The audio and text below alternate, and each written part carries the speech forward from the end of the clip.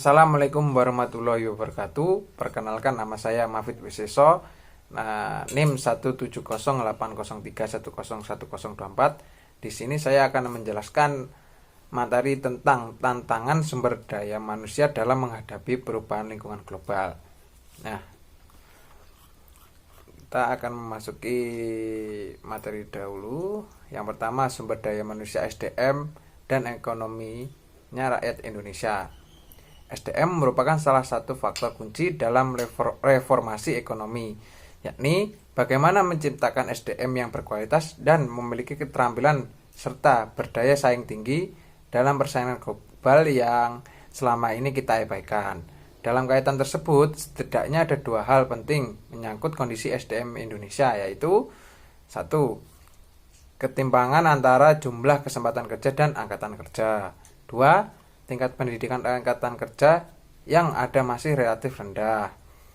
Kedua masalah tersebut menunjukkan bahwa ada kelangkaan kesempatan kerja dan rendahnya kualitas angkatan kerja secara nasional di berbagai sektor ekonomi. Menurut catatan Direktur Jenderal Pendidikan Tinggi Depiknas, angka pengangguran sarjana Indonesia lebih dari 300 orang. Kenyataan ini belum menjadi kesadaran bagi bangsa Indonesia untuk kembali memperbaiki kesalahan pada masa lalu. Rendahnya alokasi APBN untuk sektor pendidikan tidak lebih dari 12%. Pada pemerintahan di era reformasi ini menunjukkan bahwa belum ada perhatian serius dari pemerintahan pusat terhadap perbaikan kualitas sumber daya manusianya. Selanjutnya, dengan demikian pada era reformasi dewasa ini, alokasi SDM masih belum mampu mengoreksi kecenderungan terciptanya konsentrasi ekonomi yang memang telah tercipta sejak pemerintahan masa lalu. Sementara di sisi lain, Indonesia kekurangan berbagai keahlian untuk mengisi berbagai tuntutan globalisasi. Dengan begitu, seandainya bangsa Indonesia tidak bisa menyesuaikan terhadap berbagai kondisionalitas yang tercipta akibat globalisasi, maka yang terjadi adalah adanya gejala menjual diri bangsa dengan harga mengandalkan sumber daya alam yang tak terolah dan buruh yang murah. Sehingga yang terjadi bukannya terselesaikannya masalah-masalah sosial ekonomi seperti kemiskinan, pengangguran, dan kesenjangan ekonomi, tetapi akan semakin menciptakan ketergantungan kepada negara maju karena utang luar negeri yang semakin berlipat.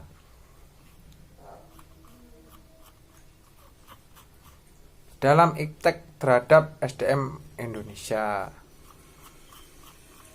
Sementara itu, pengaruh iptek terhadap peningkatan SDM Indonesia khususnya dalam persaingan global dewasa ini meliputi berbagai aspek dan merubah segenap tatanan masyarakat. Aspek yang dimarugi adalah sebagai berikut. 1.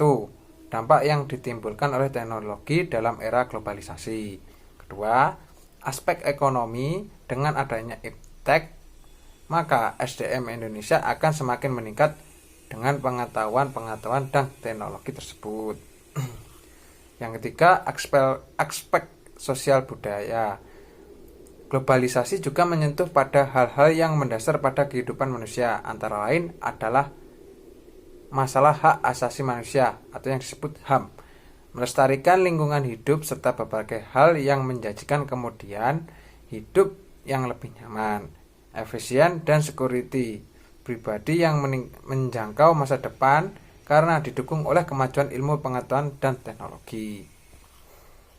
Kesimpulannya, dari uraian di atas mengenai iptek dalam upaya peningkatan SDM Indonesia di era globalisasi ini, sudah jelas bahwa adanya iptek sudah barang tentu menunjang sekali dalam kaitannya meningkatkan kualitas SDM kita. Dengan meningkatnya kualitas SDM, maka Indonesia akan lebih siap menghadapi era globalisasi dewasa ini.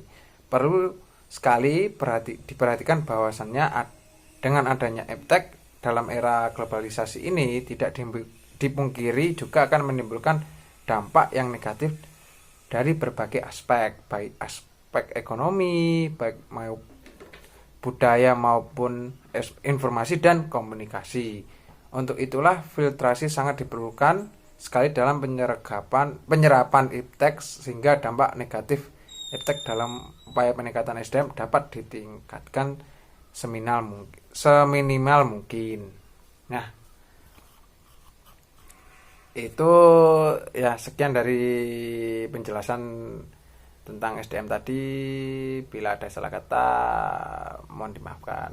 Assalamualaikum warahmatullahi wabarakatuh.